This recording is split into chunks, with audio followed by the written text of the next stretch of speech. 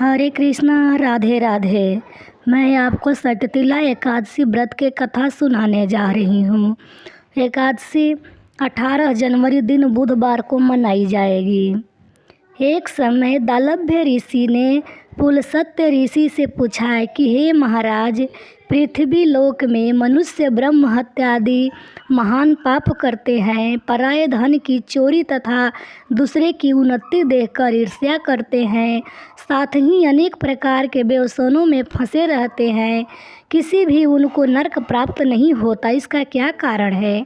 वे न जाने कौन सा दान पुण्य करते हैं कि जिसके उनके पाप नष्ट हो जाते हैं। यह सब कृपा पूर्वक आप कहिए। पुलस्त्य मुनि कहने लगे कि हे महाभाग, आपने मुझसे अत्यंत गंभीर प्रश्न पूछा है। इससे संसार के जीवों का अत्यंत भला होगा। इस भेद को ब्रह्मा, विष्णु, रुद्र तथा इंद्र भी नहीं जानते, परंतु मैं आपको यह गुप्त तत्व अवश्य बताऊंगा।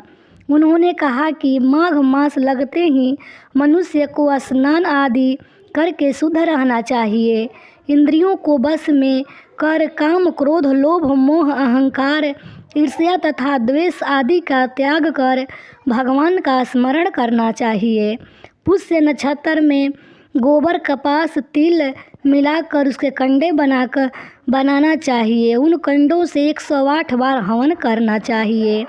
उस दिन मूल नक्षत्र हो और एकादशी तिथि हो तो अच्छे पुण्य देने वाले नियमों को ग्रहण करें। स्नानादि नित्य क्रिया से निर्वृत्त होकर सब देवताओं को देव श्री भगवान का पूजन करें और एकादशी व्रत का धारण करें। रात्रि को जागरण करना चाहिए। उसके दूसरे दिन धूप, दीप, नैवेद्य आदि से भगवान का पूजन करके खिचड़ी का भोग लगाएं। तत्पश्चात पेठा, नारियल, सीताफल या सुपारी अर्घ देकर स्तुति करनी चाहिए। हे भगवान, आप दीनों के शरण देने वाले हैं, इस संसार सागर में फंसे हुए उद्धार करने वाले हैं। हे पुंडरीकाक्ष, हे विश्वभावन, हे सुब्रहाण्य, हे पूर्वज, हे जगतपते, आप लक्ष्मी जी सहित इस तुच्छ अर्घ को ग्रहण करें। इसके पश्चात जल से भरा कुंभ घड़ा ब्राह्मण को दान करें तथा ब्राह्मण को श्यामा, गौ और तिल का पात्र भी देना उत्तम है। तिल स्नान और भोजन दोनों ही श्रेष्ठ है। इस प्रकार जो मनुष्य जितने तिलों का दान करता है उतने ही 1000 वर्ष स्वर्ग में वास करता है। उस दिन तिल के 6 तरह का किया जाता है। तिल से स्नान करना चाहिए, तिल का उबटन, तिल का हवन, तिल का तर्पण, तिल का भोजन, तिल का दान। ये तिल के 6 प्रकार के तिल से करना चाहिए।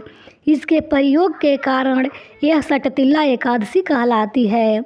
इस व्रत के करने से अनेक प्रकार के पाप नष्ट हो जाते हैं। इतना कहकर पुलस्त्य ऋषि कहने लगे कि अब मैं तुमसे इस एकादशी की कथा कहता हूँ। एक समय नारद जी ने भगवान श्री विष्णु से यही प्रश्न किया था और भगवान ने जो सटतिला एकादशी महात्म्य नारद जी से कहा सो मैं तुमसे कहता हूँ। भगवान ने नारद जी से कहा कि हे नारद, तुमसे सत्य घटना कहता हूँ, ध्यान पूर्वक सुनो। प्राचीन काल में मृत्युलोक में एक ब्राह्मणी रहती थी। वह सदैव व्रत किया करती थी। एक समय वह मांस तक नहीं करती रही, इससे उसका शरीर अत्यंत दुर्लभ हो गया। यद्यपि यह अत्यंत बुद्धिमान थी, तथापि उनके कभी देवताओं या ब्राह्मणों को निमित्त अन्न या धन का दान नहीं किया था।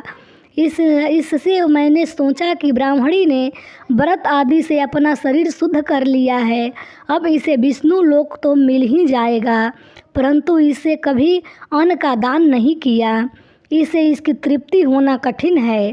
भगवान ने आगे कहा कि ऐसा सोचकर मैं भिखारी के वेश में मृत्यु लोक में उस ब्राह्मणी के पास गया और उसे भिक्षा मांगी। वह ब्राह्मणी बोली, महाराज, किस लिए आए हो? मैंने कहा, मुझे भिक्षा चाहिए।